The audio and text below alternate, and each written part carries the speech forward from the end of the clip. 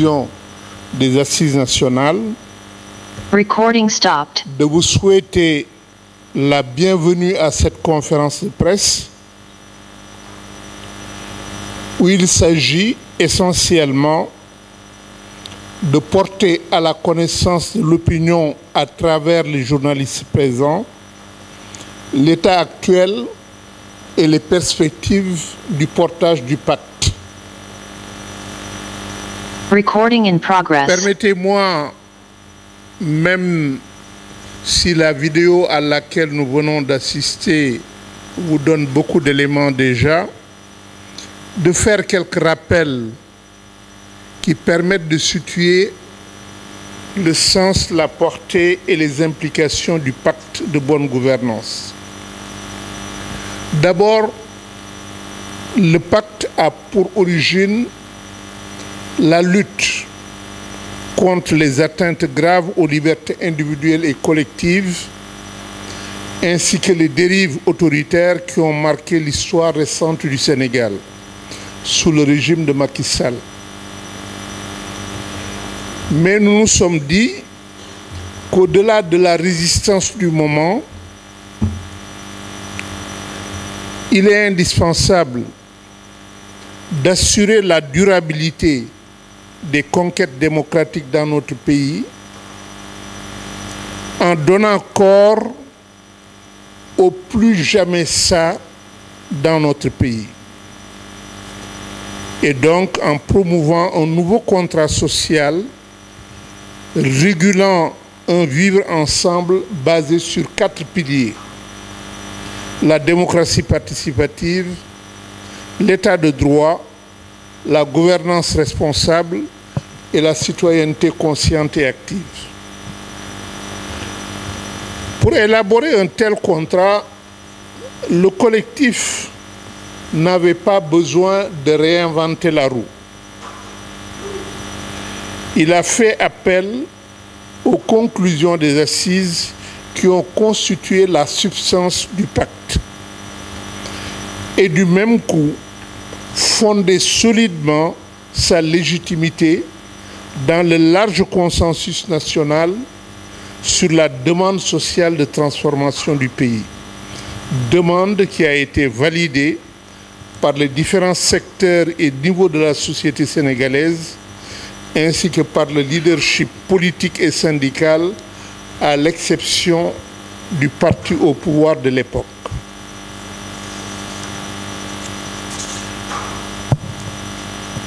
Nous avons saisi l'opportunité offerte par les élections présidentielles de 2024 pour lancer un processus de rencontre et de dialogue avec les candidats à ces élections,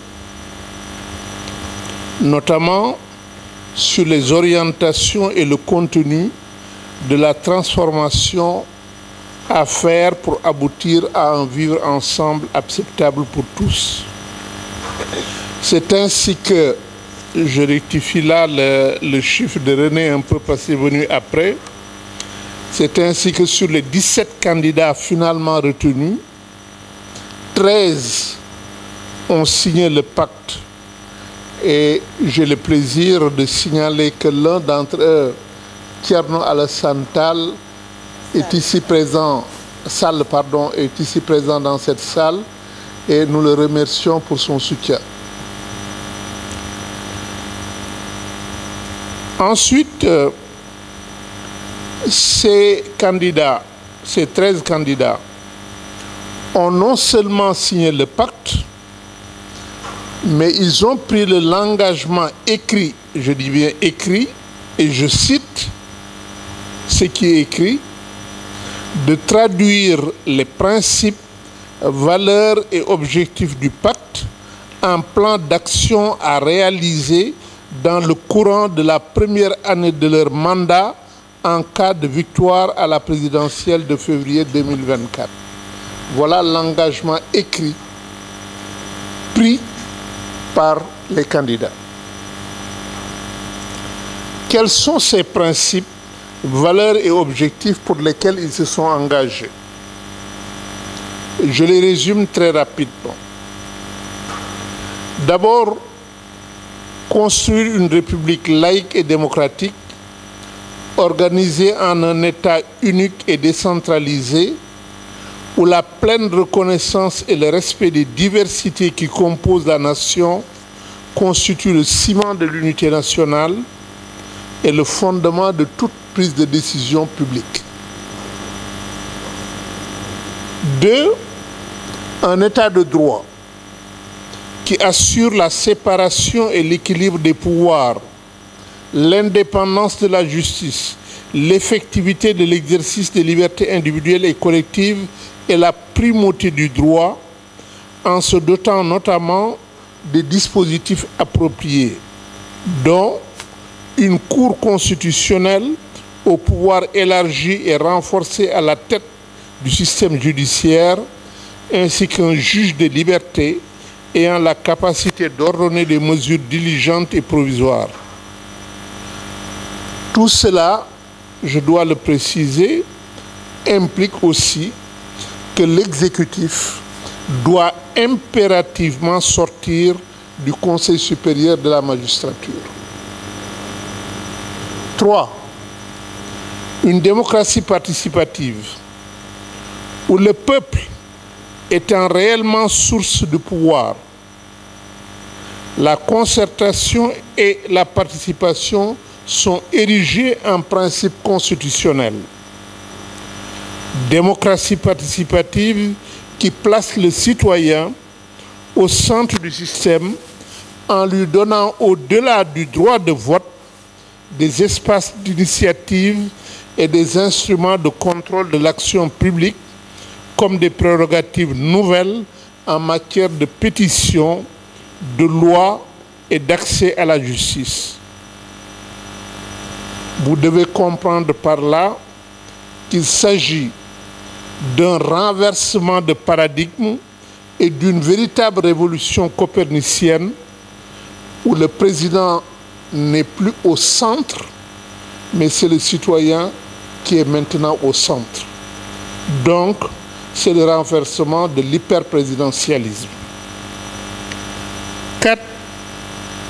Une gouvernance globale dévouée à l'intérêt général et basée sur l'éthique, la sacralisation des deniers et biens publics, la reddition des comptes et l'imputabilité constitutionnalisée, le traitement équitable des citoyens, y compris l'égalité homme-femme, et qui érige la transparence, la consultation et la participation en mode de fonctionnement, assure une gestion vertueuse, rationnelle et durable des ressources naturelles, en particulier les ressources foncières et minérales, régule le jeu politique, électoral et économique de façon à en garantir la transparence, l'équité et le caractère pacifique, rend effectif le principe constitutionnel d'une administration républicaine, impartiale et apolitique, notamment par des appels à candidature pour pourvoir les postes de direction, procède à une dévolution de pouvoirs significatifs et de ressources conséquentes, renforçant les capacités de réalisation et d'autonomie financière actuellement trop faibles des collectivités territoriales, tout en responsabilisant les citoyens à la base par des prérogatives de participation et de contrôle de la gestion locale. 5.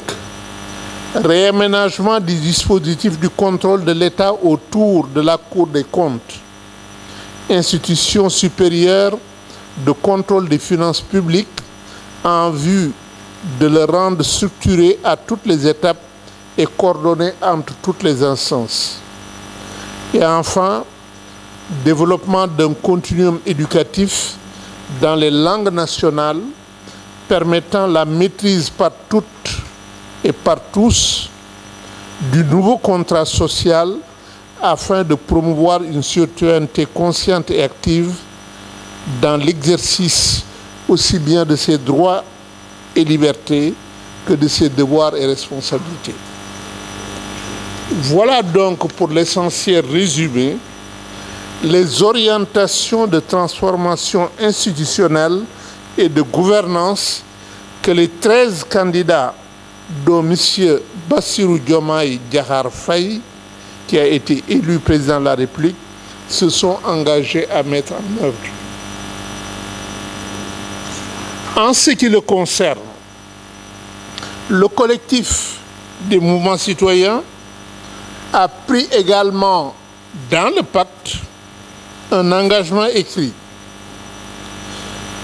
Et je le cite: accompagner l'évaluation et la promotion de la demande citoyenne et concourir à parfaire son élaboration et sa formulation. Et ensuite, les deux parties, puisqu'il s'agit d'un pacte, se sont assignés une obligation de suivi des engagements respectifs. Et là aussi, je cite, en mettant en place en tant que de besoin un comité de suivi chargé d'apprécier l'évolution des questions faisant l'objet d'intérêts ou de préoccupations communes.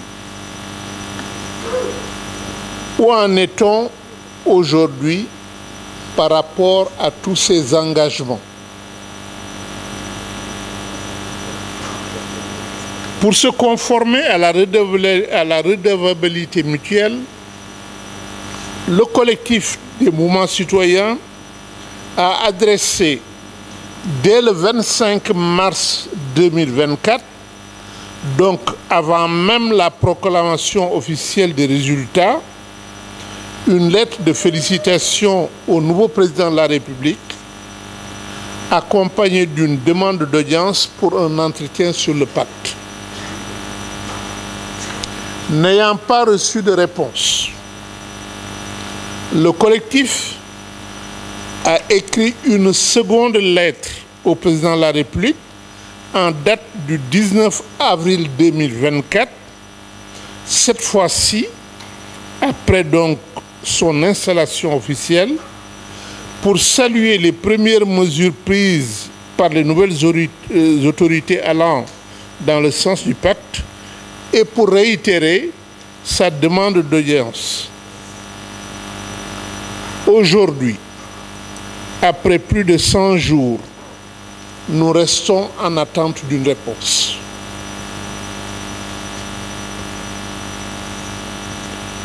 Toutefois, il ne nous a pas semblé responsable, à partir de ce fait,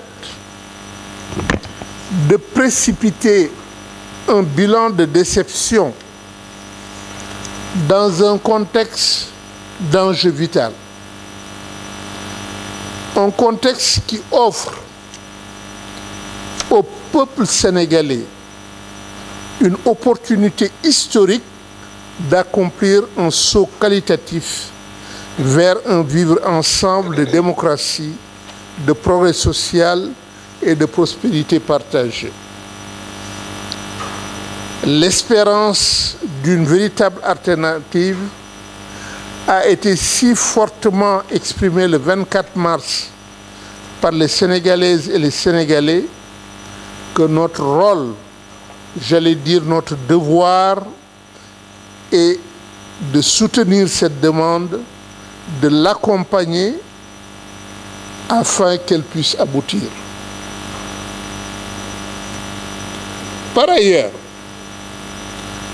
après 100 jours, ce temps relativement court de réalisation ne fournit pas d'éléments probants permettant une évaluation objective d'un processus de transformation, ne serait-ce qu'institutionnel. Et ce d'autant plus qu'en ce qui nous concerne, spécifiquement, donc concerne le pacte, l'engagement de le mettre en œuvre se situe dans la durée d'une année, la première du premier mandat du président. Mais si nous ne pouvons pas faire un bilan, en revanche, nous avons des sources sérieuses d'interrogation. Pourquoi le président de la République prend-il plus de 100 jours pour répondre à notre correspondance? Première question. Deuxième question.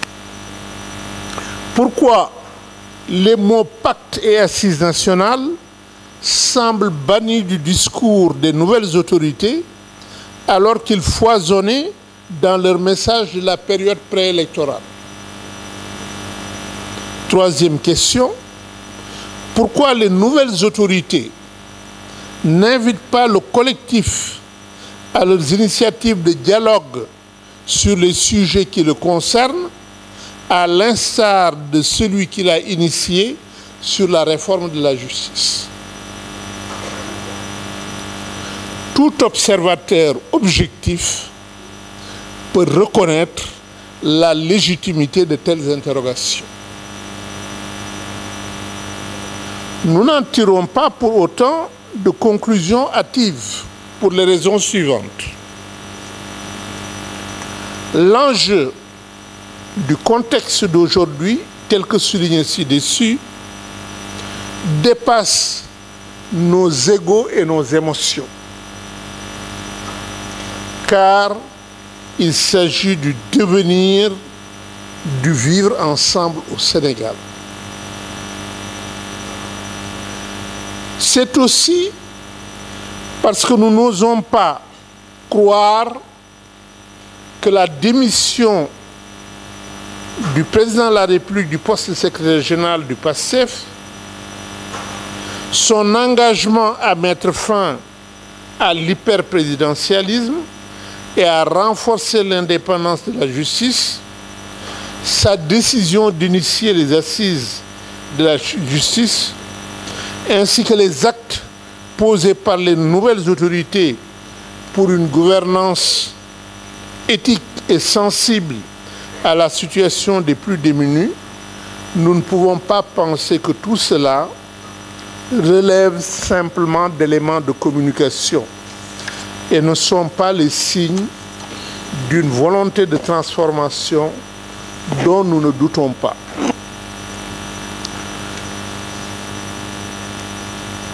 Nous n'osons surtout pas croire que les nouvelles autorités feront moins que Macky Sall, car Macky Sall, tout en disant qu'il avait émis des réserves lors de la signature de la charte des assises nationales, a tout de même confié au bureau des assises la Commission nationale de réforme des institutions, sans bien entendu adopter les recommandations transformationnelles qui en sont issues. C'est pourquoi nous disons aujourd'hui, la balle se trouve dans le camp des nouvelles autorités qui peuvent et doivent lever ces sources d'interrogation. Leur première différence par rapport au passé et par rapport à ce que le peuple a observé jusqu'ici doit être de montrer qu'elles respectent les engagements auxquels elles ont librement souscrit à travers le candidat Diomaye vis-à-vis du pacte, mais aussi à travers Ousmane Sonko qui a signé la charte des assises nationales. Pour sa part, le collectif va persévérer dans son approche. D'abord pour faire comprendre aux nouvelles autorités que le pacte qui repose sur les conclusions des assises nationales et les recommandations de la CNRI n'est pas et ne saurait être traité comme une simple requête d'une coalition de la société civile et encore moins comme une exigence posée par des individus, pour ne pas dire ce que notre ami n'aime pas, pour ne pas dire de Massamba ou de Mademba. Comme dirait l'autre, le pacte n'est ni le Coran, ni la Bible. Le pacte n'est pas non plus un prêt-à-porter. Le pacte traduit par son ancrage sur les assises nationales une demande sociale solidement établie par des consultations les plus larges possibles, couvrant les différents secteurs et niveaux de la société sénégalaise, et par des démarches ascendantes de validation, tout en restant, et nous le soulignons, un document dont l'élaboration et la formulation restent ouvertes à l'amélioration à travers le dialogue et la co-construction. Loin donc de nous toute déception, encore moins toute capitulation. Notre approche est plutôt d'ouvrir des perspectives d'action avec des objectifs précis. Premier objectif, mieux faire connaître à l'opinion publique le contenu et les objectifs du pacte à travers une campagne d'information. La conférence de presse d'aujourd'hui s'inscrit dans cette campagne. Nous allons la poursuivre par la publication d'un texte collectif sur le pacte qui sera signé et publié dans la presse nationale. Nous aurons également une série d'interventions sur les plateaux télé et les radios avec des membres désignés du collectif pour parler du pacte. Il y aura des séries de contributions écrites, individuelles ou collectives, dans la presse. Nous allons diffuser également la première du film d'1 heure, 13 minutes, sur notre mobilisation citoyenne, Fatelikou, de Joseph Gaye Ramaka, le mardi 20 août à 11 h au Radisson Blu. Cette première sera précédée de la rediffusion du court documentaire sur le sursaut et la réalisation d'un cartoon sur le modèle du Conseil supérieur de la magistrature en langue nationale et en français. Ça, c'est notre premier objectif. Notre second objectif, élaboré non seulement pour approfondir le contenu du pacte, mais aussi pour développer en notre sein d'abord une compréhension partagée de la méthodologie, des instruments et une feuille de route pour la mise en œuvre du pacte. Dans ce cadre, nous prévoyons l'organisation d'un pré-colloque sur la méthodologie de la transformation. Et ensuite, le lancement de nouvelles conversations citoyennes comme celles que nous avions déjà organisées pour approfondir la méthodologie de mise en œuvre du pacte. Troisième objectif, promouvoir le dialogue avec les nouvelles autorités sur la mise en œuvre du pacte.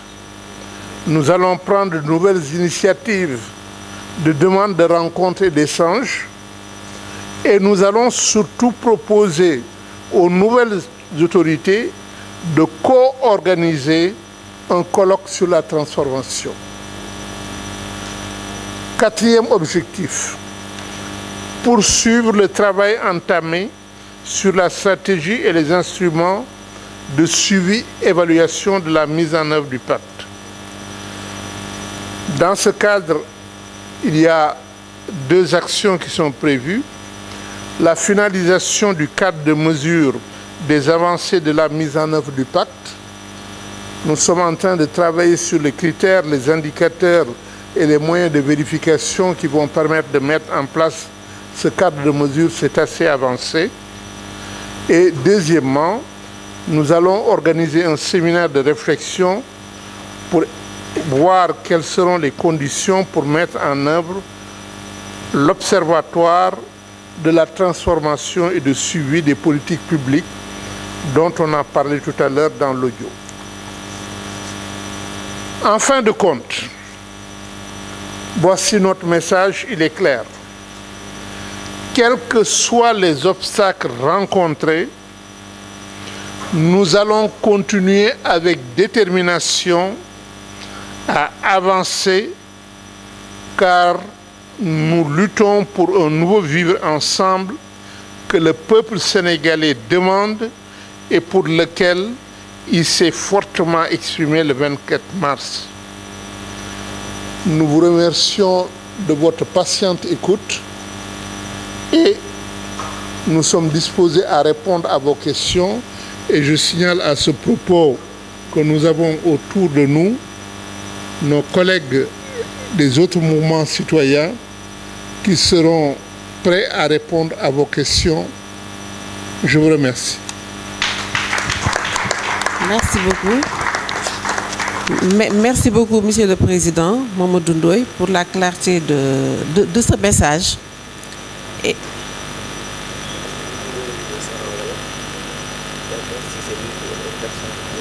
je vais vous laisser résumer. Non, allez-y d'abord, on va résumer après. Allez-y d'abord. Donc, merci beaucoup, Monsieur le Président, pour la clarté de ce message. Et un message positif aussi, et qui montre toute la détermination de la société civile à continuer son travail.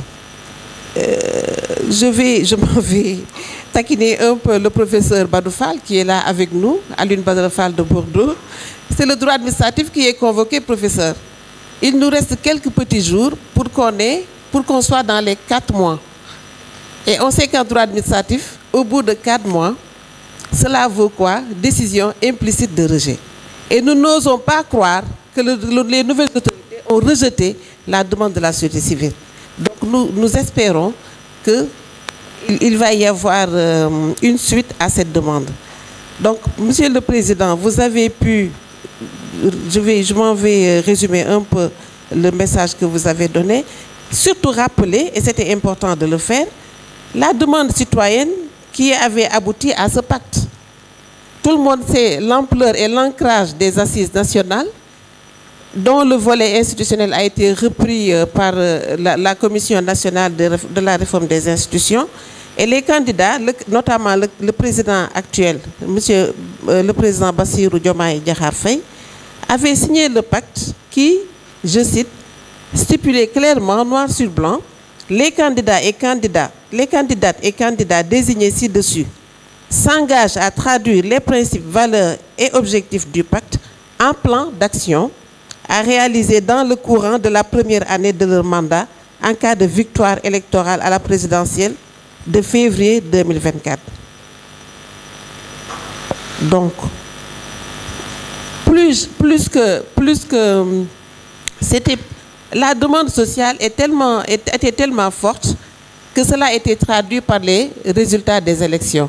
On ne veut plus d'alternance, on voudrait une véritable alternative aujourd'hui.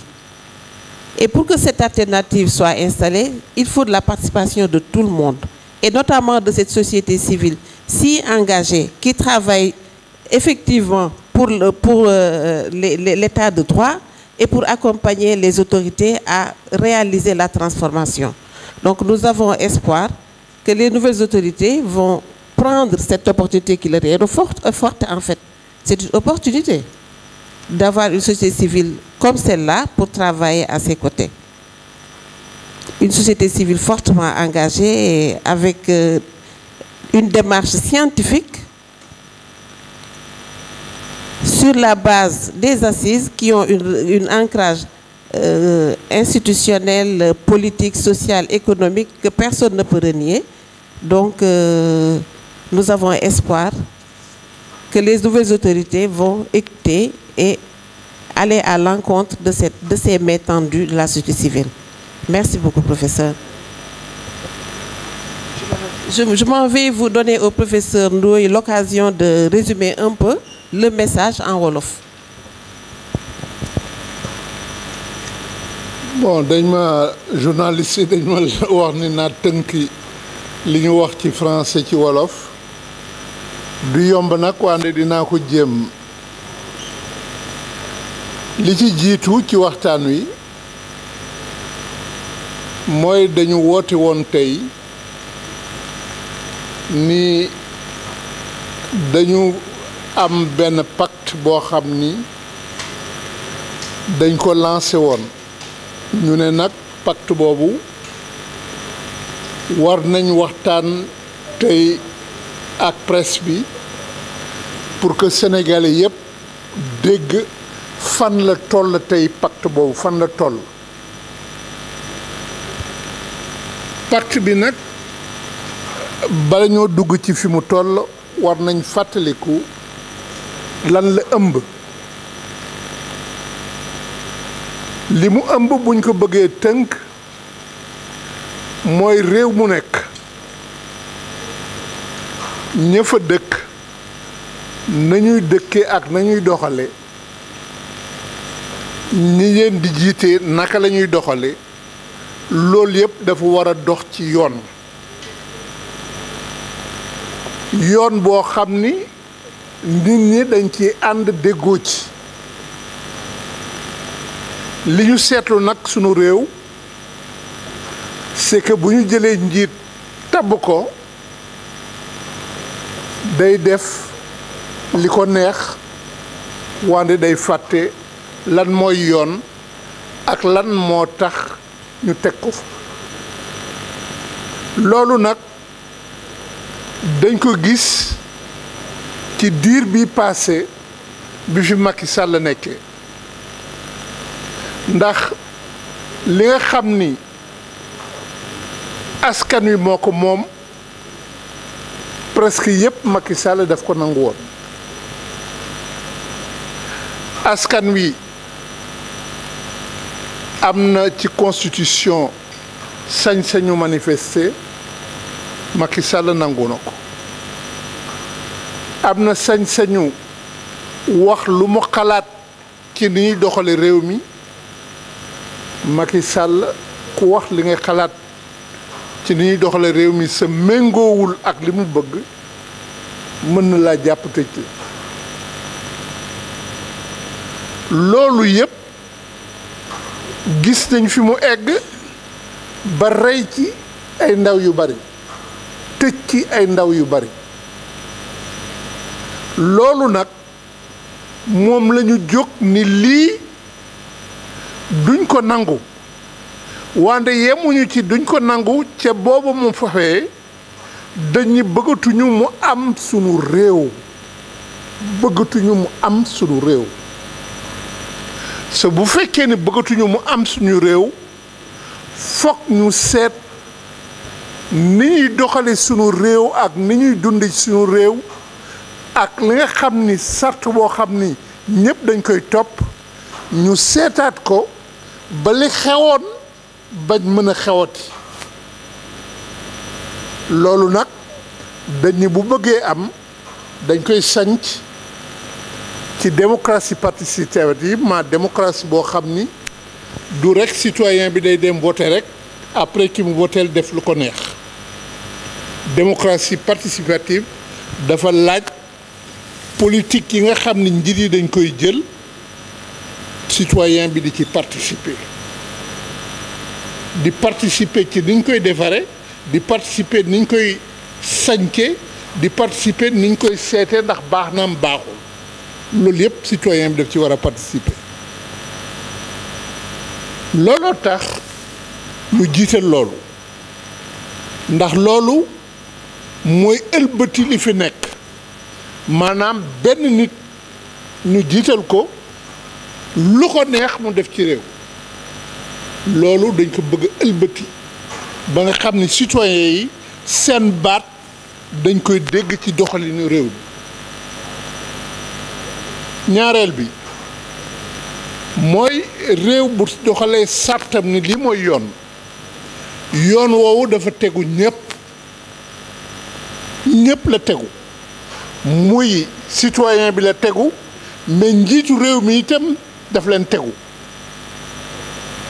loolu nag bala moo dëgër nga am justice boo xam ni dafa moom boppam di wax lii nga xam ni mooy yoon loolu moo mën a tëral loolu sa loolu amul ndax seetlu nañ ni président de la république li justice bi di doxal lu bari moom moo koy tëral sa loolu mooy tax yoon du am ñetteel bi dañ ni réew bu fekkee ne dañu ko jox nga yore ko jox la alali réew mi da ngay xam ni alal jooju du sa alal ji alalu askan wi la sa li tax ñu jox la ko pour njëriñu askan wi maanaam askan wi ku nekk li mu mënulul sa bopp alal jooju ñu bokk mënala la ko mënuloo defar hôpital ni man kenn maa koy defar pour sama bopp mënuloo defar école ni man sama doom fii lay jàngee moom kenn fiy jàngi mënuloo defar yoon ni sama oto rekk fiy jaar loolu moo tax ñépp di cotiser joxe ci keesu réew mi ñu dénk ko nit pour que soxla yooyu nga xam ni ku nekk mënuloo ko defal sa bopp soxla yooyu ñu defal ko soxla yooyu nag boo ko fa bàyyee xaalis bi mel ni sa xaalisu bopp la loolu itam du gouvernance bu baax sart bi dinaa ko yemale foofu li ki des nag mooy bi ñu waxtaanee sunu biir ci sart boobu ba pare dañ ni comme que élection yaa ngi ñëw il faut que ñu waxtaan ak candidat yi nga xam ne dañu bëgg jiite réew mi ba ñu d'accord que kuñ ci élire li nga xam ni buñ ko fi tegee njaaxum yi amoon démb dootul amati moom dina ko saxal ñu waxtaan ak candidat yi ci fukk ak juróom-ñaari candidat yi nga xam ni ñoo bokk ci élection 2024 fukk ak ñett signé nañ charte bi ni engagé nañ dinañ ko def sa Diomaye mi ñu élire tey ci la bokkoon kon nag ñëpp amoon nañu yaakaar ni tey jii loolu kenn du ko waxati sax dina jëm kanam ci yaakaar boobu moo tax bi élection yi amee bala ñoo wax ni sax Diomaye officiellement moo gagné mais ñun gis nañ ni moo gagné dañ ko yónnee bataaxal félicité ko ba pare ñaan ko rencontre boo xam ni dañu war a waxtaan ci mbiru pacte bi mu signé lettre boobu ñu ngi ko yónnee le 25 mars amuñu ci tontu biñ ci amul tontu bi fekkee ne Diomaye installé nañ ko officiellement le 19 avril lañ ko yónnee ñaareelu bataaxal pour d'abord wax ko ni gis nañ li mu commencé niru na lu baax waaye bëggoon nañ dajeek moom pour waxtaan ci mbiru pacte bi mu signé loolu ba léegi amaguñ ci tontu ñu ne nag duñu yàkkamti duñ ni comme ko tontuwul rek ki moom vraiment war nañ seet yeneen i mbir waxuñu loolu de dañ ni li ñu tax a jóg du sunu mbiru bopp duñ ci jiital xol itam li ñu tax a jóg mbiru askan wi la mbiri réew mi la moo ñu tax a jóg loolu nag bu la taxee jóg da ngay fàtte sa bopp jiital mbiru réew loolu la ñu def moo tax ñu ne loolu ñu commencé dañ koy wéyal ci wéyal bi nag yaakaar nañ ni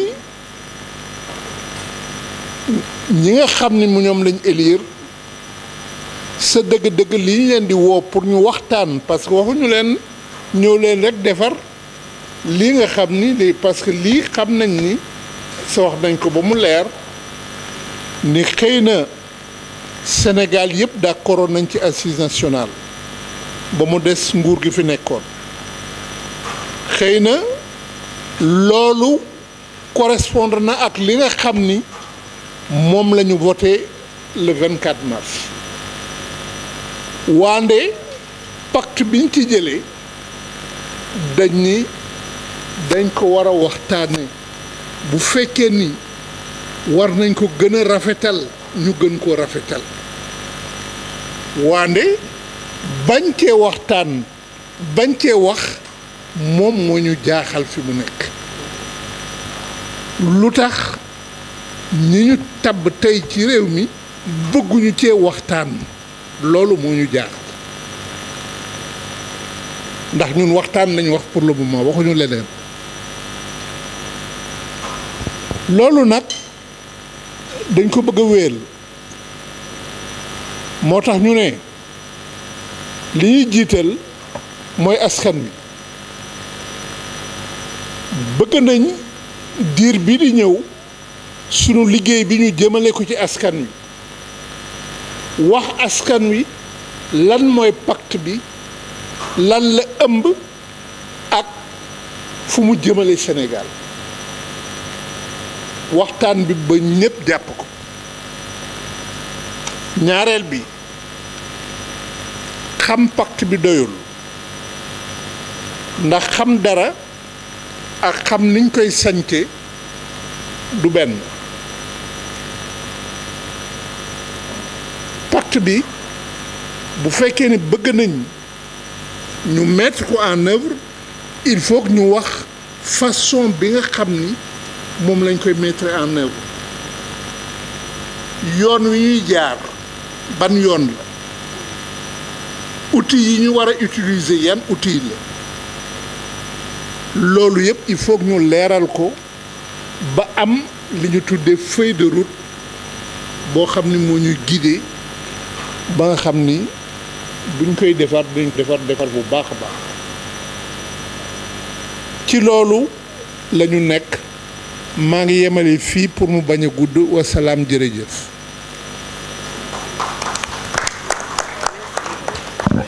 Merci beaucoup, Monsieur le Président. Vous avez magnifiquement résumé le message en Wolof. Et je m'en vais passer la parole à Thiaba. Vous avez un mot à ajouter? Il faut plutôt... Est-ce que vous avez des questions? Donc, d'accord. Il y a quelqu'un là-bas. On ouvre une liste ou bien on va donner? C'est en fonction des questions, on donnera aux... D'accord.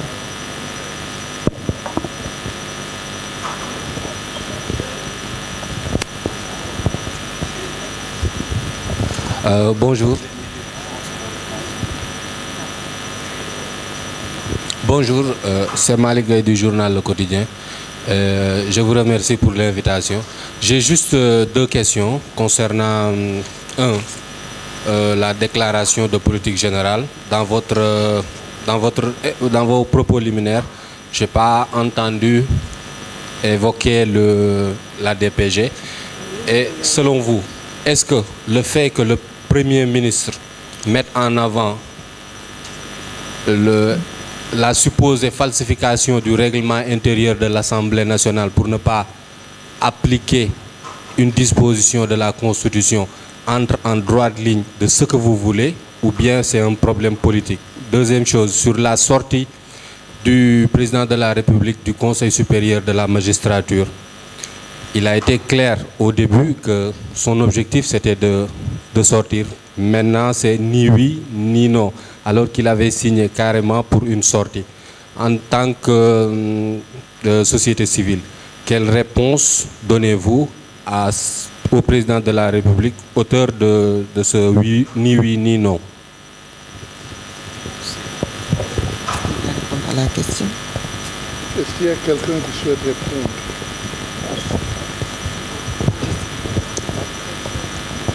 Quelqu'un souhaite répondre? Il a posé deux questions là. Oui. Quelqu'un souhaite répondre? Oui, une question juste. C'est que ce n'est pas des questions pour nous. J'avais juste une question, si possible. Enfin, la déclaration. Voilà, j'avais juste une question. C'était par rapport à la déclaration de patrimoine du président. Ça a été publié hier dans le journal officiel. Votre réaction par rapport à ça. Merci. Moussa Mané, 7TV.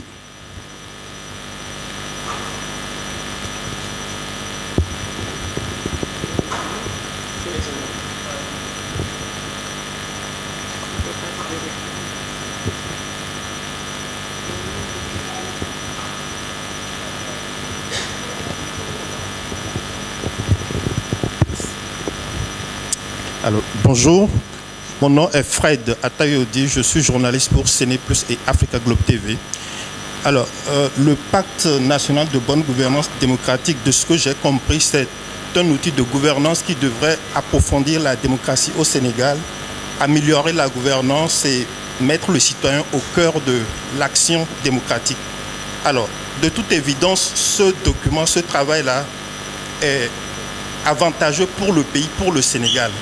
Mais pour le politique qui est au pouvoir et qui aspire à le conserver, quel est l'intérêt de ce pacte pour lui? Ensuite, bon, enfin, c'est bon, je vais arrêter.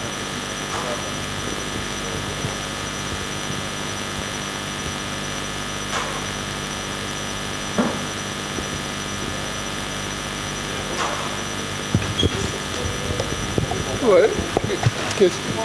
Oui. Oui, quelqu'un peut commencer puis le film. Allez-y. Peut-être deux va faire sur la DPG. Sur la DPG. Comment on fait, hein? Non, je voulais répondre à la première question. Oui. Mais vas-y, parce que sinon on va passer tout le temps à bouger, hein? Vas-y. Oui,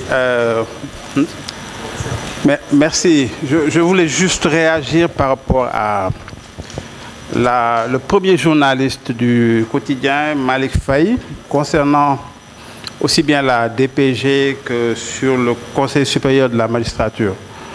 Sur le premier point, il faut dire d'abord que ce n'était pas vraiment l'objet de notre démarche. Maintenant, la seule chose que je peux faire comme commentaire, d'abord il faut saluer le fait que c'est en voie de dénouement, n'est-ce pas? Et ce qu'il faut saluer, c'est ce dialogue qu'il y a eu entre les deux chefs d'institution, notamment le chef de l'État et le président de l'Assemblée nationale. On pense que les choses sont en train de se dénouer. Et la leçon qu'on en tire, c'est qu'il y a eu quand même une sorte de désordre institutionnel, le fait que l'Assemblée puisse rester longtemps sans avoir un règlement intérieur à jour, et on pense que ce genre de choses ne doivent pas se reproduire, donc plus jamais ça. Concernant le Conseil supérieur de la magistrature, je vais laisser mes collègues y revenir, mais je pense que la bonne chose serait pour le président de tenir son engagement. On est totalement en phase avec cet engagement initial-là. Merci. Merci beaucoup, Dominique. Donc, je passe la parole à Carole. Merci beaucoup. Moi, j'aimerais répondre à la question de M. Atayodi. C'était, je crois, quel serait l'intérêt pour...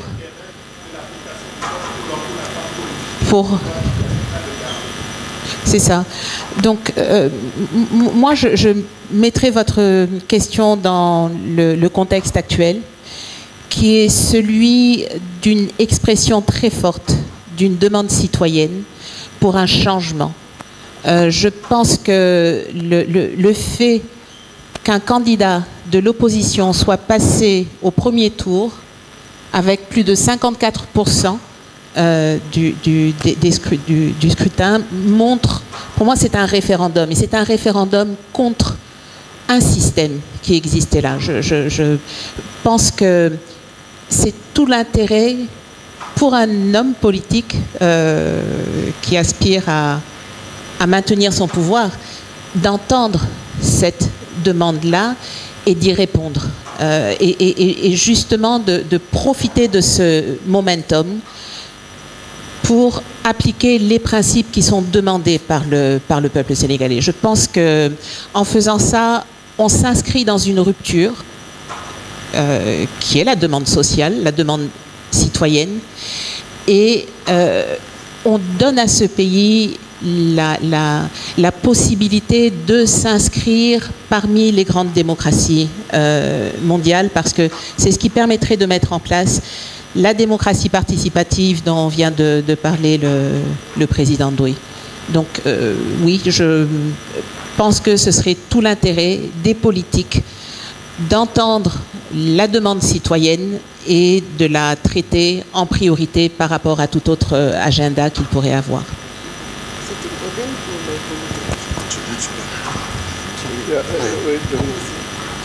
Dans la foulée de Tchaba, c'est pour répondre à l'interpellation par rapport aux modifications qui ont été apportées sur le règlement intérieur de l'Assemblée nationale, sur cette loi organique qui régit cette institution parlementaire, pour justement dire que l'ancien régime nous a habitués à une série de tripatouillages de nos textes qui leur octroyaient des droits que la Constitution ne leur conférait pas.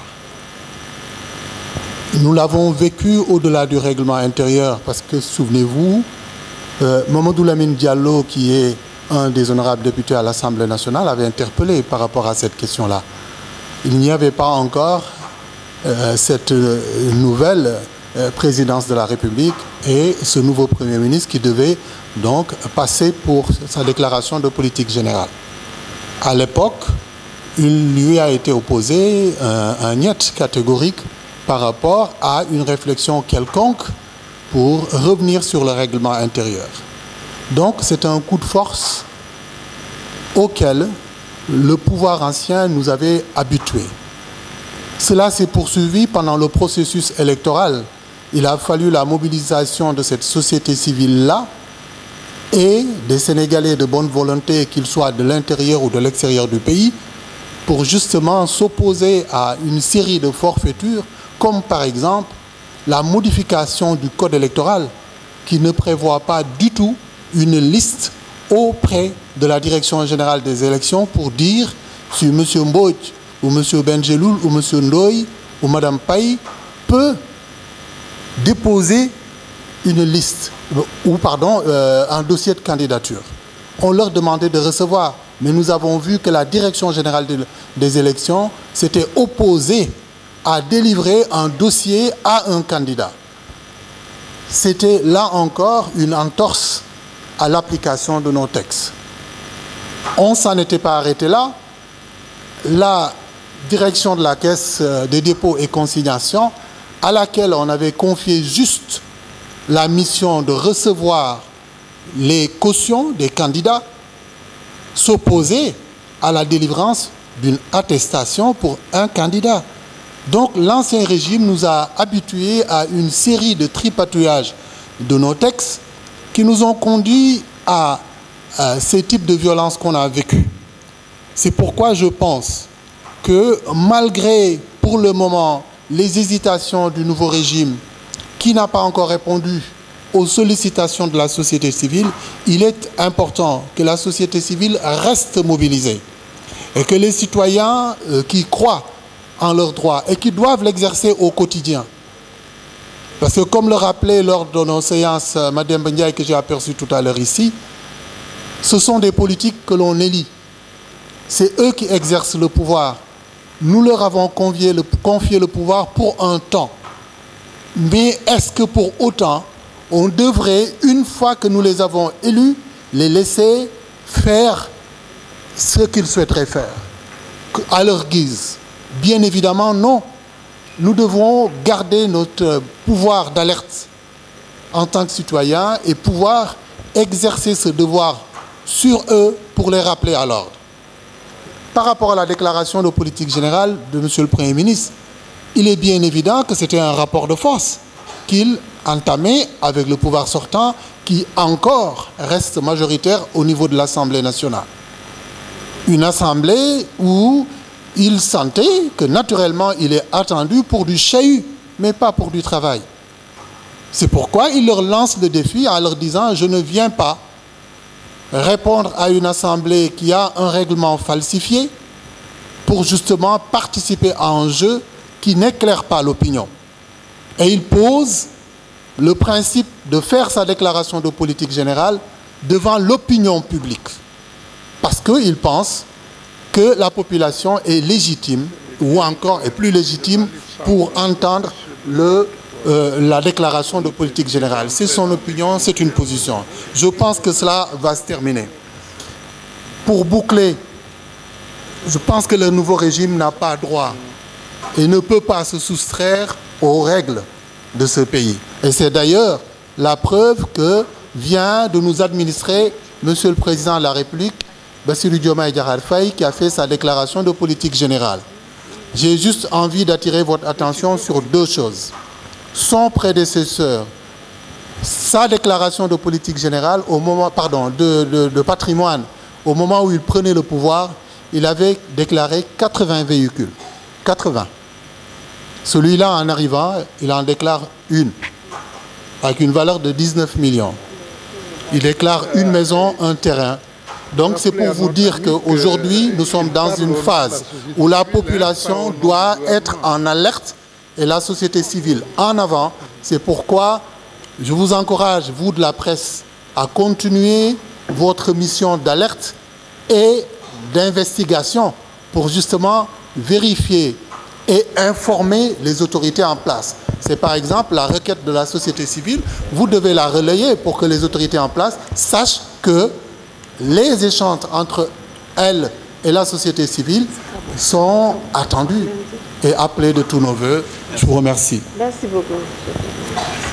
Allez-y. Oui, je voulais juste rebondir et compléter ce propos en disant que justement, l'esprit du pacte national de bonne gouvernance démocratique que nous avons, nous, société civile, soumis à l'époque aux candidats à la présidentielle, et pour lequel nous invitons nos nouvelles autorités à une concertation, c'est justement pour profiter du travail qui a été fait par les Assises nationales, par la Commission nationale de réforme des institutions.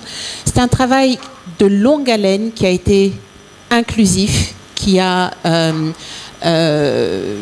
été mené par toutes les populations et vraiment dans les contrées les plus reculées de ce pays. Donc, les Sénégalais ont pu s'exprimer sur ce qui les unissait, sur des principes et des valeurs. Et tout ce que nous demandons, c'est donc la mise en application de ces principes. Il ne s'agit pas pour la société civile de se mêler de programmes politiques. C'est le travail des politiques. En revanche, nous devons nous assurer, et ça, donc nous le ferons, que les principes et les valeurs qui ont sous-tendu les conclusions de la CNRI et la proposition de l'avant-projet de constitution soient des réalités effectives, parce que c'est la résultante de travaux de fond, de discussions qui ont pris des années sur des problématiques qui n'ont pas changé, qui sont toujours d'actualité. Donc ce qu'on peut faire, c'est peut-être compléter sur certains sujets.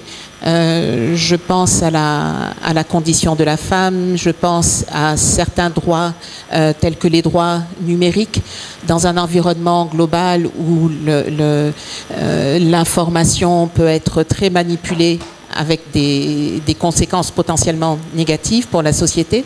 Mais au-delà de ça, vraiment, le travail a été fait, rangé malheureusement dans un tiroir, parce que la personne qui l'avait commandité finalement n'a pas voulu s'en appliquer les contraintes.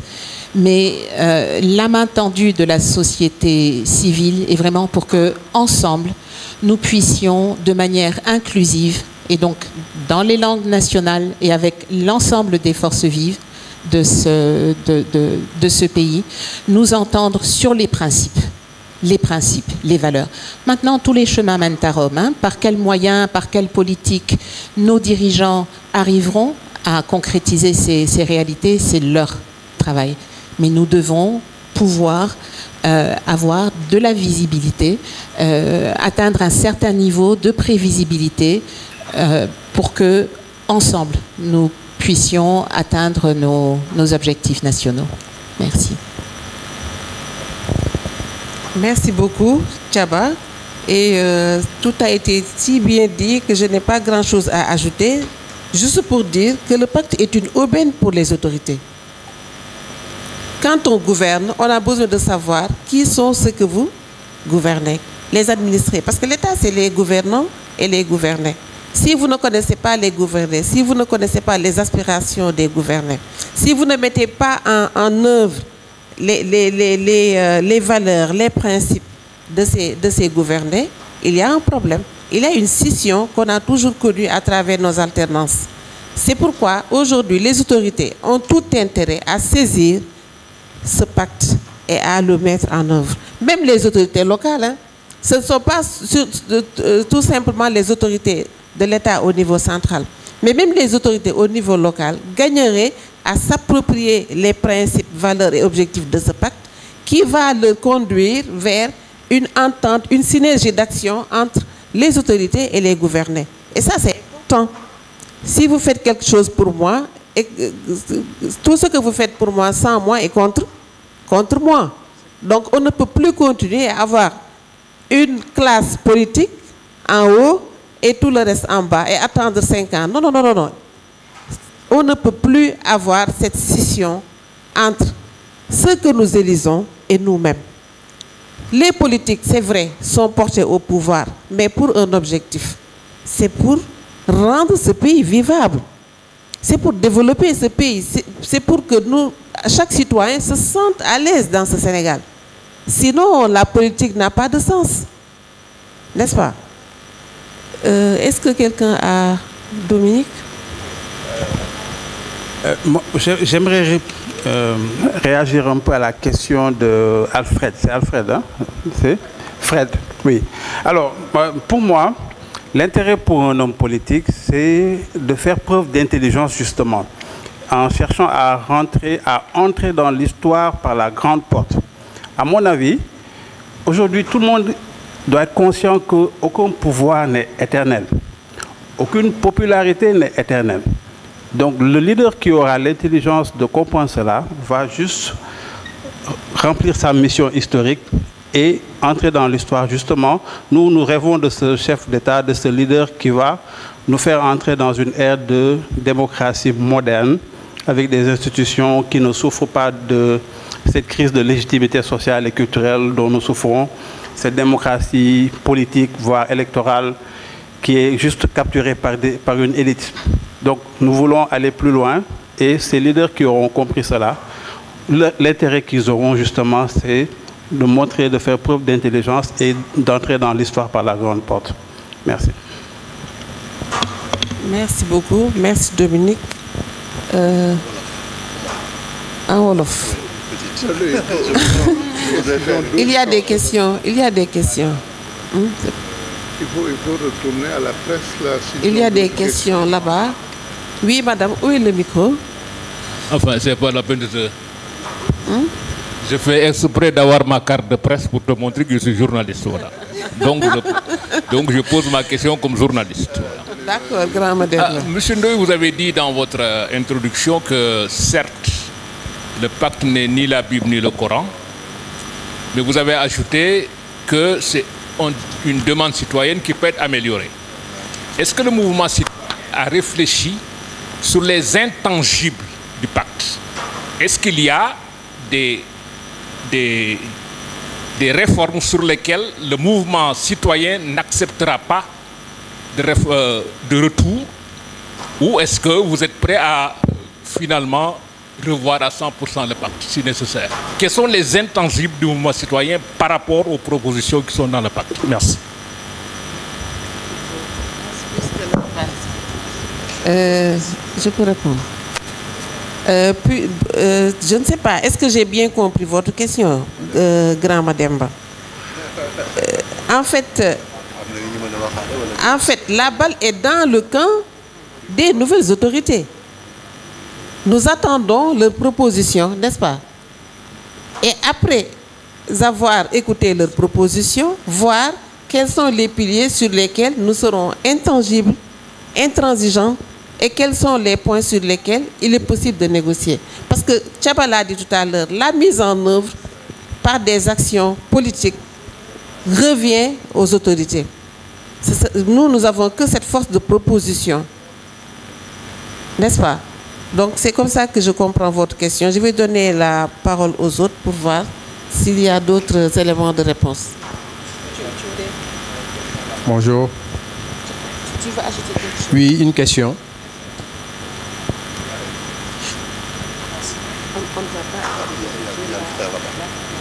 Oui, j'avais une question. Je peux? Merci. Amadou Moustapha Dieng de la radio Sud FM.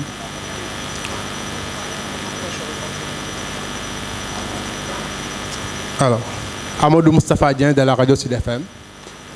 Je reviens à la charge par rapport à cette question sur le fait que le président puisse rester ou quitter le Conseil supérieur de la magistrature. Alors, il y en a qui réflexion parlant de ça et disent que alors c'est pour un peu éviter un gouvernement des juges.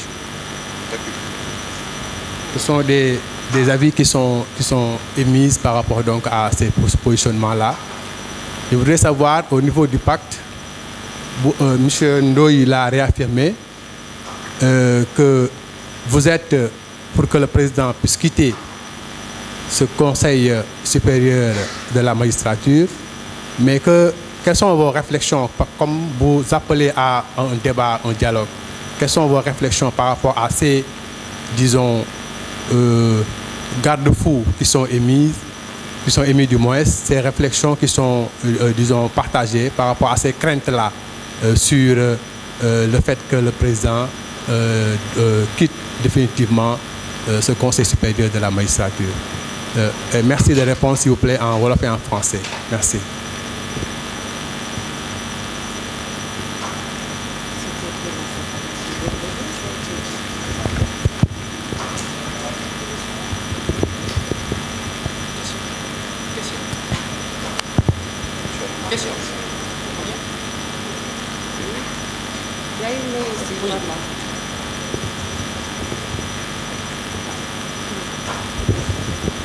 Bonjour tout le monde, je m'appelle Ousmane Diadjou, donc je ne suis pas journaliste, mais quand même je vais faire quelques mises au point parce que j'ai participé aux assises nationales et à la cérémonie.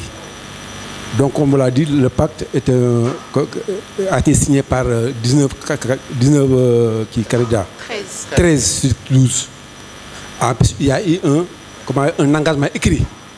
C'est un engagement écrit, donc vraiment, s'il y a un engagement écrit, je crois qu'après un tiers d'année, parce que l'engagement est sur un an. Moi, donc, il y a vraiment un silence assez troublant. Le silence est assez troublant parce que, même si on a pense, je crois que le premier acte posé qui était, comment dirais-je, sur la magistrature, les assises, au moins on devait être invité. Ça, c'est un minimum. Maintenant, comme vous le dites, le pacte, mais ce que le pacte veut dire, c'est qu'il faut qu'il y ait un échange, le dialogue entre les citoyens, parce que le citoyen est au cœur de notre démocratie. Comme il a dit, je crois qu'il faut qu'on aille que les hommes politiques disent qu'on n'est pas là pour maintenir au pouvoir ou laisser le pouvoir. Le pouvoir, même si on fait un an, ça peut suffire parce qu'on a fait de bonnes choses. Maintenant je crois qu'après 4 mois, qui est un tiers d'une année, il faut qu'au moins qu'on relance le débat, qu'il y ait un dialogue. Il faut qu'il y ait un dialogue parce que c'est ce dialogue qui va nous permettre de mesurer les engagements qu'on a eus. Parce que même si, comme on le dit, même si ce n'est pas la loi, parce que le pacte est inclus dans un certain nombre de programmes. Le pacte est inclus dans le programme. Donc je crois qu'il faut qu'on relance le débat ou bien le dialogue. Ou bien qu'il y ait, parce que par respect, même par respect, il devait avoir au moins, comment dire, acte de réception. Après une demande, 2 demandes, je crois, avec les assises, il faut qu'on essaie vraiment de relancer le débat entre le pouvoir, où en sommes-nous. Je vous remercie.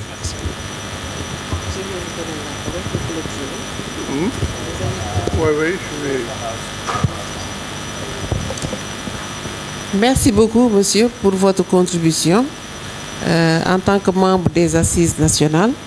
Je crois que s'il n'y a plus de questions, je m'en vais donner la parole au président Mamadou Ndoye pour conclure.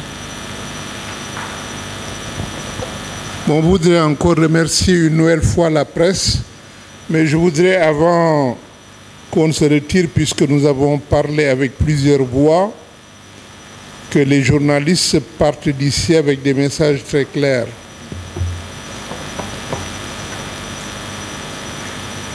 En tant que collectif d'organisation, nous n'avons pas de point de vue sur la déclaration de politique générale du Premier ministre. Et je crois que c'est cela l'essentiel qui devra être retenu. Deuxièmement, en ce qui concerne la présence du président de la République au niveau du Conseil supérieur de la magistrature, notre pacte est très clair là-dessus. Nous voulons l'indépendance de la justice et que cette indépendance requiert que le président de la République quitte le Conseil supérieur de la magistrature. C'est cela que dit notre pacte très clairement. Ensuite, en ce qui concerne la déclaration de patrimoine, on ne peut que se réjouir de cela. Maintenant, on nous a posé la question sur l'intérêt de l'homme politique et de l'intérêt de l'homme politique au pouvoir par rapport à l'intérêt du mouvement citoyen. Je répondrai aussi très clairement. Ça dépend de quel homme politique on parle.